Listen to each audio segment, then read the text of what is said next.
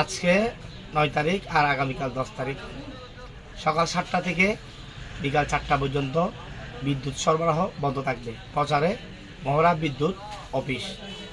আমি আবারও বলছি, আজ 9 তারিখ শুক্রবার এবং আগামীকাল শনিবার 10 তারিখ সকাল 7টা থেকে বিকাল 4টা পর্যন্ত বিদ্যুৎ সরবরাহ বন্ধ থাকবে।